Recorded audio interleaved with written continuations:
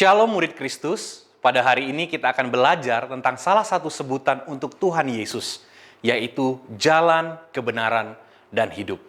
Mari kita mengawalinya dalam doa. Tuhan, saat ini kami mau belajar tentang kebenaran firman Tuhan. Tolonglah kami supaya kami mengerti dengan baik, tetapi juga kami dimampukan untuk melakukan firman dalam hidup kami.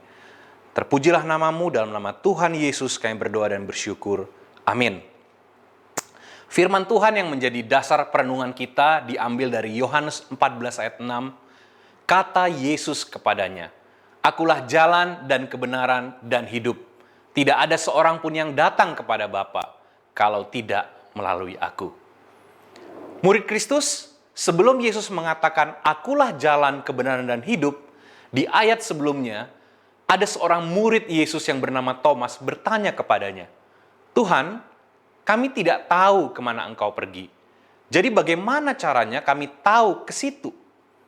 Thomas bertanya kepada Yesus tentang jalan, cara, dan tujuannya.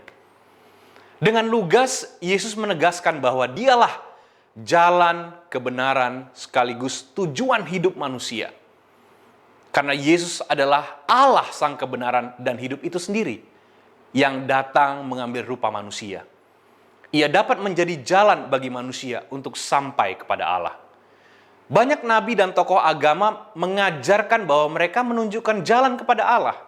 Namun, hanya Yesus sendiri yang dapat mengatakan bahwa Dia adalah jalan satu-satunya bagi manusia. Manusia tidak mungkin mencapai Tuhan kecuali melalui Yesus. Ya, hanya Yesus Kristus yang adalah Allah yang dapat memberikan kepastian jalan keselamatan. Jalan ini adalah jalan yang sempurna. Kenapa? Karena di dalamnya ada kasih Kristus. Dan jalan ini bisa kita capai dengan menyangkal diri, memikul salib, dan mengikuti Kristus. Kristus sendiri memberikan contoh yang sempurna dengan kerelaannya untuk menderita dan mati demi kasihnya kepada manusia.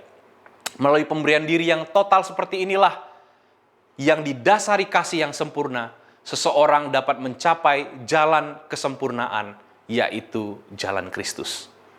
Dalam sejarah umat manusia ada cukup banyak orang yang mengajarkan tentang kebenaran dan hidup yang baik. Namun, tidak ada yang pernah menyatakan bahwa dirinya adalah kebenaran atau kehidupan itu sendiri. Hanya Kristuslah yang menyatakan bahwa dirinya adalah kebenaran, dan dengan demikian, Ia menyatakan bahwa Ia adalah Allah. Kenapa? Karena hanya Allah saja yang benar. Karena Kristus adalah jalan dan sekaligus kebenaran, maka kita yang mengikuti Dia akan sampai kepada kebenaran itu. Allah sendiri menginginkan agar manusia memperoleh pengetahuan akan kebenaran yang memerdekakan dan menuntun kepada keselamatan.